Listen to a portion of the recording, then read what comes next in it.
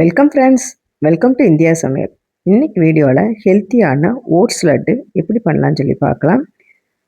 நம்ம சேனலை first time பார்க்குறதா இருந்தால் சப்ஸ்கிரைப் பண்ணி வச்சுக்கோங்க ஃப்ரெண்ட்ஸ். லைக் பண்ணிவிட்டு பாருங்கள். இப்போ ஒரு கடாயில் 1 டீஸ்பூன் அளவுக்கு நெய் சேர்த்துக்கோங்க.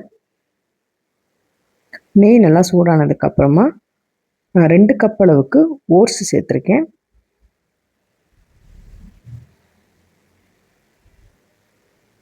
ஸ்டவ்வை லோ ஃப்ளேமுக்கு கொஞ்சம் அதிகமாக வச்சுக்கோங்க. கருக விடக்கூடாது. வாசனை வர்ற அளவுக்கு நல்லா வறுத்துக்கோங்க. இப்போ ஸ்டவ்வை லோ ஃப்ளேமில் வச்சுக்கோங்க. ஒரு 10 நிமிஷமாச்சு நல்லா வறுத்து எடுக்கணும். 1 கப் அளவுக்கு தேங்காய் துருவல் ஆட் பண்ணிக்கோங்க. இப்போ தேங்காய் துருவல் அந்த பச்சை வாசனை போகிற அளவுக்கு இந்த அளவுக்கு நல்லா வறுத்து எடுத்துக்கோங்க. உங்களுக்கு பார்க்குறப்பயே தெரியும் நல்லா ட்ரை ஆயிடுச்சு. கொஞ்சம் நேரம் நல்லா ஆறட்டும். இப்போ ஒரு கடாயில் 2 டீஸ்பூன் அளவுக்கு நெய் சேர்த்துக்கோங்க. நெய் சூடானதுக்கப்புறமா முந்திரி பருப்பு திராட்சையும் சேர்த்துக்கோங்க. நல்லா செவக்க வறுத்து எடுத்துக்கோங்க.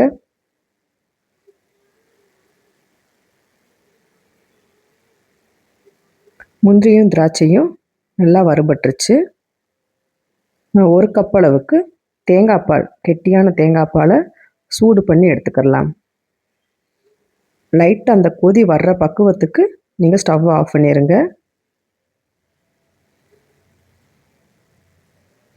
இந்த பக்குவத்துக்கு நம்ம ஸ்டவ் ஆஃப் பண்ணிடலாம். இப்போ மிக்ஸி ஜாரில் வறுத்து வச்சுருந்த ஓட்ஸும் தேங்காயும் சேர்த்துக்கோங்க.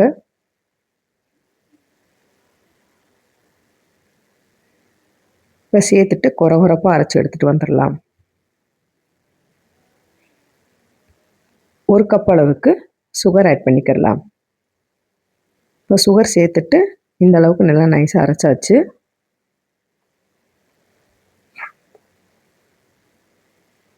வாசனைக்கு 1/2 டீஸ்பூன் அளவுக்கு ஏலக்காய் தூள் சேர்த்துக்கோங்க. சேர்த்துட்டு கலந்து விட்டுக்கோங்க.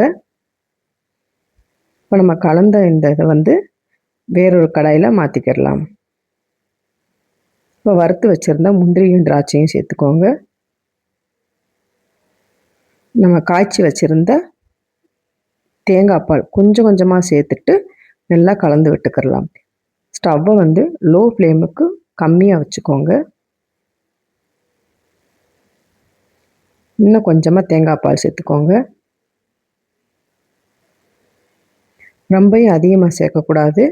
சேர்த்திங்கன்னா குழகுழப்பாயிரும். கரெக்டான பக்குவத்துக்கு கொஞ்சம் கொஞ்சமாக சேர்த்துட்டு இந்த மாதிரி கலந்து விட்டுக்கோங்க. ஸ்டவ் ஆஃப் பண்ணிடலாம். லைட்டாக இந்த மாதிரி உதிரி உதிரியாக இருக்கணும். ரொம்பவும் கெட்டியாக இருந்தால் சாப்பிட்றதுக்கு நல்லா இருக்காது.